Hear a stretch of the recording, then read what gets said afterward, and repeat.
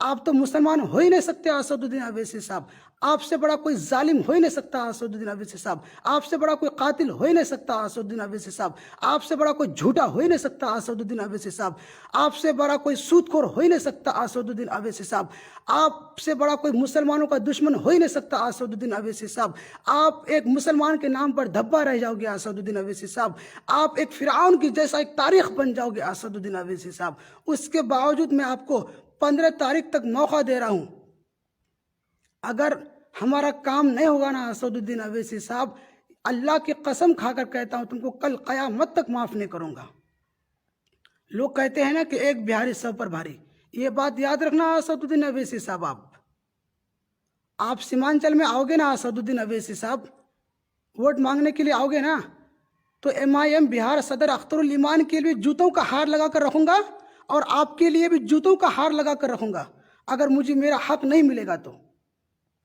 اگر MIM کے کسی بھی چیلے چپاٹے کو لگتا ہے یا کسی پیٹ ورکرز کو لگتا ہے یا ان کے پیچھے تھالیاں بجانے والے کو لگتا ہے کہ میں MIM کو بدنام کرنے کی کوشش کر رہا ہوں، میرے زمین کے کاغذات غلط ہے، میں جھوٹ بول رہا ہوں، تو تمہارے باپ سے جا کر پوچھو کہ میں جھوٹ بول رہا ہوں یا میں سچ بول رہا ہوں۔ بالخصوص میں حیدرآباد کی پریس میڈیا سے اپیل کرتا ہوں کہ میرے اس ویڈیو کو اسدالدین اویسی صاحب تک پہنچائے۔ واقعی میں اگر آپ سچائی کا ساتھ دینا چاہتے ہو، اگر واقعی میں حق کو قائم و دائم رکھنا چاہتے ہو، تو آپ لوگوں کا میں تہہ دل سے شکر گزار رہوں گا۔ السلام علیکم۔ السلام علیکم، میں عبید اللہ بہار سیمانچل سے MIM بہار صدر اختر الایمان صاحب کے حلقے سے بول رہا ہوں۔ آپ تمام کو پتہ ہے کہ MIM مجلس اتحاد المسلمین کو بہار میں آنے کی وجہ سے اور MIM بہار صدر اختر الایمان صاحب کی سرپرستی میں ہمارے اور ہمارے رشتہ داروں کے گھر دوار زمین جائیداد قبضہ کر لیا گیا ہے۔ MIM کے MLوں کے عہدے کا ناجائز فائدہ اٹھاتے ہوئے ان کے رشتہ داروں نے ہم لوگوں کے ساتھ ظلم کیا جا رہا ہے۔ MIM بہار صدر اختر الایمان صاحب کی خاموشی اختیار کو دیکھ کر ہم لوگوں نے اختر الایمان صاحب کے پاس گئے، تو اختر الایمان صاحب نے زمین کے کاغذات دیکھنے کے بعد انہوں نے یہ کہا جتنی زمین کی تنگی ہو رہی ہے اسے اتنا دے دینا چاہیے۔ اس طریقے کا اختر الایمان صاحب نے کہا۔ 11-12 مرتبہ گیا تو ہر بار یہی بات کہتا ہے کہ اس کو جتنی زمین کی تنگی ہو رہی ہے اسے اتنا دے دینا چاہیے۔ اس کے بعد ہم لوگوں نے زمین دینے سے انکار کیا، تو ان کے باقی MLA کے پاس جب جاتا ہوں تو باقی MLA یہ کہتے ہیں کہ ہمارا حلقہ نہیں پڑتا ہے، یہ اختر الایمان صاحب کا حلقہ پڑتا ہے، ہم لوگ آپ کا فیصلہ نہیں کر سکتے ہیں، ہم اختر الایمان صاحب کے میٹر میں انوالو نہیں ہو سکتے ہیں۔ اس طریقے کا ان کے MLA نے کہا۔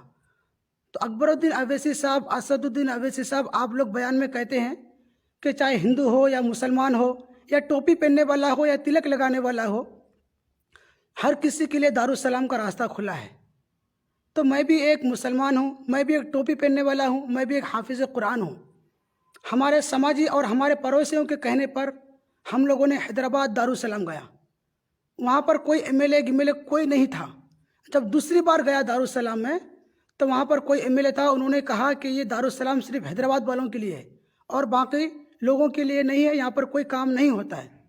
اس کے بعد ہم لوگوں نے جب تیسری مرتبہ دارالسلام گیا، آپ کا MLA احمد بلالہ، پاشا قدری، جعفر صاحب، معظم خان، ان لوگوں نے برے باتوں کا استعمال کیا، میں سوشل میڈیا میں ابھی بتا نہیں سکتا۔ ہم لوگوں کو باہر نکال دیا۔ اسی وقت بیرسٹر اسدالدین اویسی صاحب آپ کو جب کال کیا تو آپ نے کیا کہا کہ میں کیا آپ کو دارالسلام آنے کے لیے کہا؟ کیوں آپ لوگ دارالسلام آئے، یہاں سے چلے جائیے، آپ نے اس طریقے کا کہا۔ اسدالدین اویسی صاحب، آپ یہ بتائیے کہ کیا آپ لوگ ہمارے زمینوں کو قبضہ کروانے میں آپ لوگوں کا ہاتھ ہے یا پھر زمین قبضہ کرنے میں آپ لوگوں کا ہاتھ ہے؟ اگر ایسا نہیں ہے تو ہمیں ہمارا حق کیوں نہیں ملتا؟ اختر الایمان آپ نے کیا کہا تھا؟ ہم حق چھین کر لے کے آئیں گے۔ تو کہاں سے ہمارا حق چھین کر لے کے آ رہے اختر الایمان؟ آپ کو میں نے کتنے بار بلایا زمین کے تعلق سے، آپ نہیں آ کر اپنے دلالوں کو بھیجے۔ 3 لوگوں کو جب بھیجتے آپ تو اس میں سے 2 دلال کہتا ہے کہ تھوڑا سا ان کو دے دیجئے، باقی آپ لوگ رکھ لیجئے۔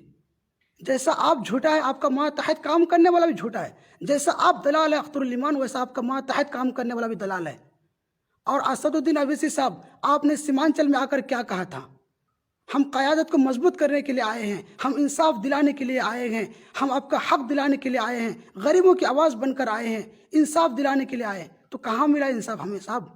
ہماری قیادت تو ہماری بالکل ختم ہو گئی. حق ملنے کی بجائے آپ تو حق چھین کے لے کے جا رہے ہیں. غریبوں کی آواز بننے کی بجائے آپ تو ظالموں کی آواز بن کے جا رہے ہیں. اسد الدین اویسی صاحب 14-15 سال میں حیدرآباد میں رہا. جب سے میں حیدرآباد میں رہتا ہوں، جب سے آپ کی پارٹی کو میں سپورٹ کرتا ہوں.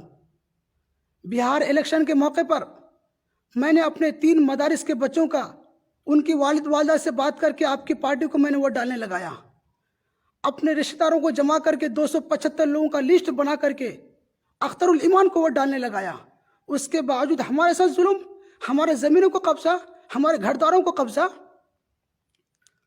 اسد الدین اویسی صاحب، اگر آپ کو لگتا ہے کہ میں جھوٹ بول رہا ہوں، میں غلط کہہ رہا ہوں، تو میں اللہ کی قسم کھا کر کہتا ہوں، میں قرآن پکڑ کر کہتا ہوں کہ زمین ہماری ہے، زمین کے کاغذات ہمارا ہے، ہم لوگوں کے ساتھ ظلم کیا جا رہا ہے.